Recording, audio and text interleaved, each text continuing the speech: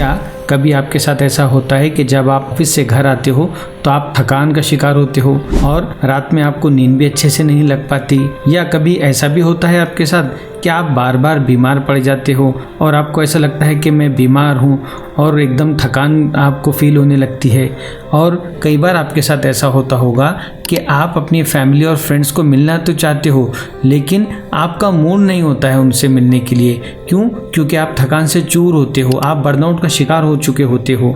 और कई बार ऐसा भी होता होगा दोस्तों आपको कि किसी सोशल एक्टिविटी में आप पार्टिसिपेट नहीं कर पाते, सब लोग आपको मिस करते हैं, आप एकदम आइसोलेशन का शिकार हो जाते हो। और कई बार आपको ऐसा भी लगता होगा कि आप जॉब तो कर रहे हो लेकिन आपका जॉब सेटिस्फेक्शन कम है, उस जॉब में आपको इंटरेस्ट कम आ रहा है, आप उस जॉब को एंजॉय नहीं कर पा रहे। और कई बार आपके डिसीजंस भी गलत हो जाते हैं, आपकी डिसीजन मेकिंग पावर भी तो वीक होने लग जाती है। तो ये सारे प्रॉब्लम्स जो है वो सिर्फ इस वजह से हो रहे हैं कि आप बर्नआउट का शिकार हो गए हो और अब आपको अपने बर्नआउट से बाहर निकलना है। तो आज के वीडियो में दोस्तों हम आपको इतनी पावरफुल टिप्स देने वाले हैं जिससे अब आप आसानी से अपने बर्नआउट से बाहर निकलते हो। सबसे इम्पॉर्टेंट चीज़ जो दोस्तों आपको करनी है वो ये है कि focus on important task only. सिर्फ इम्पॉर्टेंट टास्क ही को फोकस करो और उन्हीं को कंप्लीट करने के लिए आप अपना पूरा कमिटमेंट दो, अपना पूरा टाइम दो। कई बार ऐसा होता है कि हम इम्पॉर्टेंट टास्क को नहीं करते हैं और अनइम्पॉर्टेंट टास्क जो कि उतने इम्पॉर्टेंट नहीं होते हैं, जो कि आपका टाइम कंज्यूम कर लेते हैं, जो कि आपकी एनर्जी कंज्यूम कर लेते हैं, लेकिन वो हाई प्रायोरिटी टास्क नहीं होते हैं, आप उन्हें करने लग जाते हो जिसकी वजह से आपकी एनर्जी भी खत्म हो जाती है और आपका टाइम भी फिनिश होने लगता है। और वो इम्पॉर्टेंट टास्क जो कि बहुत इंपॉर्टेंट है, जिन्हें करना हाई प्रायोरिटी था, जब आप उन्हें करने लगते हो तो फिर आप थकान से चूर हो जाते हो और आप बर्नआउट का शिकार हो जाते हो। तो सबसे इम्पॉर्टेंट काम जो आपको करना है वो ये है कि हमेशा टू डू लिस्ट बनाओ और उस टू डू लिस्ट में उन कामों को सबसे पहले लो जो कि आपका सबसे ज़्यादा ध्यान चाहते हैं, जो कि आपकी सबसे ज़्यादा एनर्जी चाहते हैं, उन्हीं टास्क को आपको सबसे पहले कंप्लीट करना है। फिर दोस्तों नेक्स्ट इंपॉर्टेंट काम आप ये कर सकते हो कि अगर आप ऐसी पोजीशन में हो अपने ऑफिस में जहाँ से आप अपने टास्क को डेलीगेट कर सकते हो, आपके अंडर में एक टीम है, तो कोशिश करो कि सारे काम आप अकेले ना करके अपने कुछ काम आप अपनी टीम को असाइन करो, उन टास्कों को आप डेलीगेट करो। जो हाई एडमिनिस्ट्रेटिव स्किल के काम है वो तो आप अपने पास रखो, लेकिन वो काम जो आप किसी से करवा सकते हो तो पूरी कोशिश करो कि ऐसे काम, ऐसे छोटे मोटे काम आप अपने सबऑर्डिनेट से करवा लो। तो इससे ये होगा कि आपका टाइम भी बचेगा, आपकी एनर्जी भी बचेगी और आप बर्नआउट का शिकार नहीं होगे। दुनिया में हर इंसान के पास सिर्फ 24 आवर्स है, चाहे वो गरीब हो, चाहे वो अमीर हो, चाहे वो करोड़पति हो, चाहे बड़ा बिजनेसमैन हो या चाहे कोई स्पोर्ट्स पर्सन हो, हर पर्सन को 24 आवर्स मिले हैं। अब इन 24 आवर्स को वो कितने इफेक्टिवली मैनेज करता है ये उसके सक्सेस पे डिपेंड करता है। अगर वो इन 24 आवर्स को बहुत अच्छे से मैनेज कर लेगा, बहुत प्रोडक्टिव रहेगा, तो वो कामयाब बन जाएगा। तो सबसे इंपॉर्टेंट काम आपको ये भी करना है कि आपको चेक करना है कि आप अपने टाइम को कहाँ पर स्पेंड कर रहे हो, अपने टाइम को बहुत इफेक्टिवली मैनेज करना है और आइडेंटिफाई करना है कि आपका टाइम किल कहाँ हो रहा है।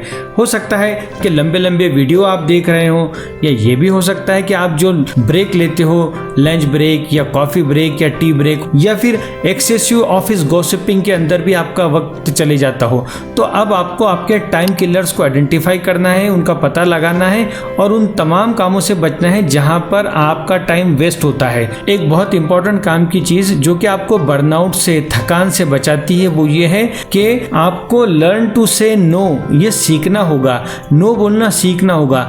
जितना ज़्यादा आप ना का उपयोग करोगे उतना ही ज़्यादा आप अपने टारगेट को लेकर फोकस होगे। अगर आप हर जगह अवेलेबल होना शुरू हो जाओगे, हर जगह आप पार्टी अटेंड करना शुरू हो जाएंगे, हर एक मीटिंग में आप अटेंड रहना शुरू कर दोगे, तो आपके पास टाइम नहीं बचेगा और आपको आपके खुद के करने के काम के लिए टाइम नहीं बचेगा। वो सारे काम जहाँ पर आपके टाइम का किलिंग होता है उससे आपको बहुत बचना है। नेक्स्ट चीज़ वो है कि आप हल्की फुल्की रेगुलर एक्सरसाइज करने की भी आदत डालो दोस्तों, क्योंकि जब आप रेगुलर एक्सरसाइज करते हो तो आप फिट रहते हो। भले ही वो एक्सरसाइज थोड़ी देर के लिए हो, थोड़े टाइम के लिए हो, 15 मिनट्स 30 मिनट्स, लेकिन कोशिश करो कि आप डेली रेगुलर एक्सरसाइज करो। और अगर आप एक्सरसाइज नहीं कर पा रहे हो तो कोशिश करो कि कम से कम 15 से 20 मिनट आप डेली वॉकिंग कर सको।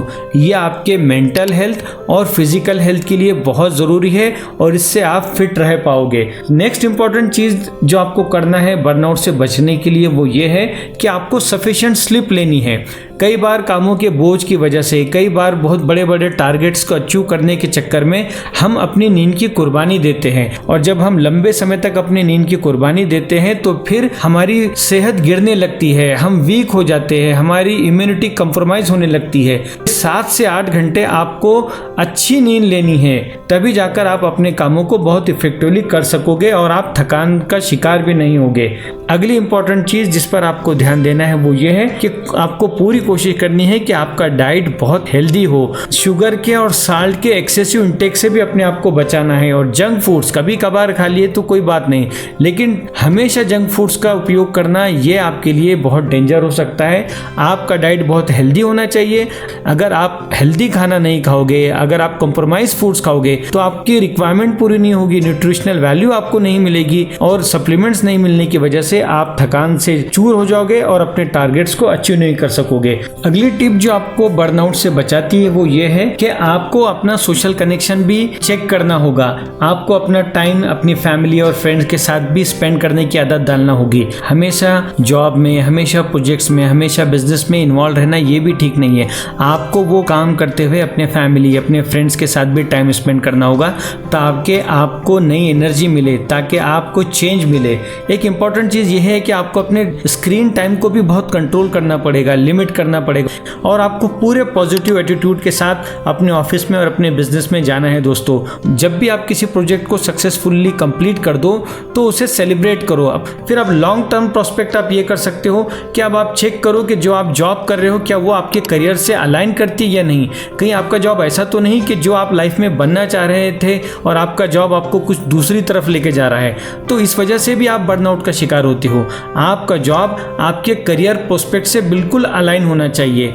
ये जब आप अलाइन होगा तो आप मोटिवेटेड रहोगे और आप बर्नआउट से बच जाओगे। फिर आपको वर्क लाइफ बैलेंस पर भी ध्यान देना है। सिर्फ वर्क नहीं करना है, बल्कि आपको वर्क के साथ साथ अपनी फैमिली, अपने फ्रेंड्स, आपकी फिजिकल और मेंटल हेल्थ, इस सब पर ध्यान देना है। तब जाकर आप अपनी लाइफ को प्रॉपरली एंजॉय कर पाओगे। इतना सब कुछ करने के बाद भी अगर आपको लगता है कि आप बर्नआउट का शिकार हो रहे हो और कहीं ना कहीं आप डिप्रेस फील कर रहे हो, तो लास्ट में हम आपको सजेस्ट करेंगे कि आप किसी फिजिशियन से कंसल्ट करो। हो सकता है उस फिजिशियन से कंसल्ट करने के बाद आपके प्रॉब्लम सॉल्व हो जाए। आशा करते हैं दोस्तों कि आज का वीडियो आपको पसंद आया होगा। Thank you.